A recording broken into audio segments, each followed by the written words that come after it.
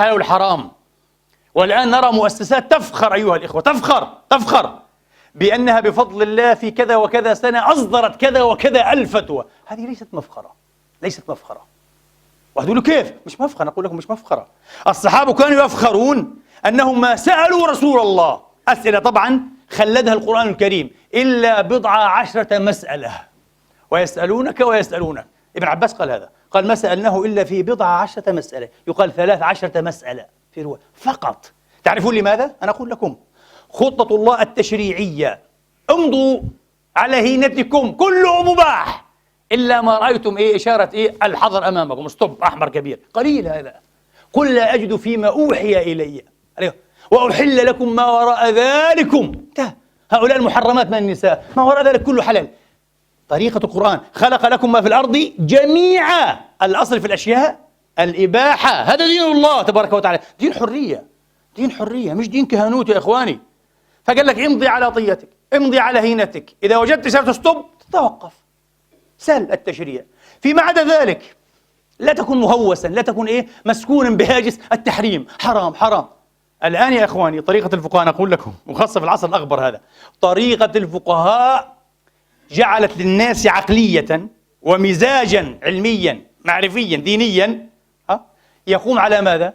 الأصل في كل شيء الحظر والتحريم. لذلك المسكين إذا أراد أن يلبس خاتمه نلبسه في هذا أو في هذا، شمال أو يمين، حلال ولا حرام؟ حلال يا أخي، هذه مسألة زينة، الله يخليك، كل على بعضها مسألة زينة، بتدخل فيها حلال وحرام. دين الله أعظم من هذا وأجل. قال لك السنة قطع الله لسانك. يا رجل هذه مسائل ترفيهية تكميلية، لا يمكن. مسألة حلال وحرام، مسألة حرام بالذات مسألة عظيمة غليظة في دين الله. كلمة حرام كلمة مخيفة جدا.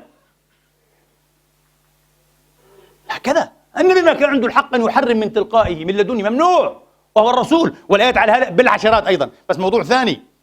الآن الناس ينطلقون بهذه العقلية، كل شيء محرم، لذلك لابد أن أستفتي في كل شيء، يستفتون المساكين. وطبعا هذه تحول إلى تجارة.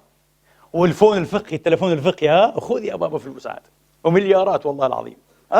وفضائيات بتشتغل 24 ساعة 24 ساعة بتتكلم في الدين والإفتاء وحلل وحرم ومشاكلك مش معقول. طبعا هذا هو التدين الشمولي الذي فهم الناس. على فكرة تدين شمولي يعني يدس يده، مش هقول خشمه حاشا لله، يدس يده، هذا التدين يدس إصبعه في كل شؤون حياتك، في كل مهب ودب. فكرة بعيدة جدا جدا من هدي القرآن الكريم. قال لك يا رجل الله قال ما فرطنا في الكتاب من شيء. يا أخي ليس القرآن، الله يخليك اقرأ القرآن، الكتاب الذي لم يفرط فيه من شيء هو اللوح المحفوظ يا رجل، الله يخليك، ليس القرآن، اللوح المحفوظ. وحتى إن قلنا هو القرآن، فالمقصود من شيء هنا عاد من شيء من شؤون التشريع. والتشريع القرآني قائم على مبدأ الاقتصاد، اقتصاد في التشريع واقتصاد في الاعتقاد كمان. هذا دين الله، بس بسيط وهين وجميل أيها الإخوة، يمكن أن يحاط به بسرعة. مش دين المؤسسة. فهذا التدين الشمولي الذي يدس أصابعه في كل شيء من حياتك، أنا أقول لك لا يجد سناده ومبرره في كتاب الله، لكن يجد سناده بل أسندته في كلام من؟ وسلوك من؟ الفقهاء المؤسسين، المؤسسات الفقهية الدينية، المؤسسات المعنوية طبعا وحتى والمادية، بس المقصود هنا المعنى والمعنى الاجتماعي.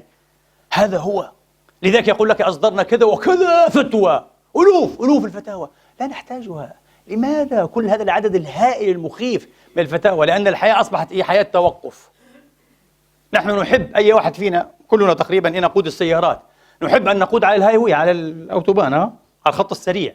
ليش؟ ما فيش اسطوبات كثير، ما في، كل 150 كيلو تطلع لك اسطوبة تحويلة، ما في. نحب هذه السياقة داخل البلدة، تعبنا جدا. على المسلمين ما فيش فيه هايوي صار، كله أزقة، وقف توقف في كل كورة، في كل بدك تقف 50 ما فيه. ولذلك نحن معتقلون، عندنا حالة جمود عقلي وجمود فكري وجمود فقهي، حالة اعتقال. نخاف أن نجتهد رأينا. نرجع إلى موضوع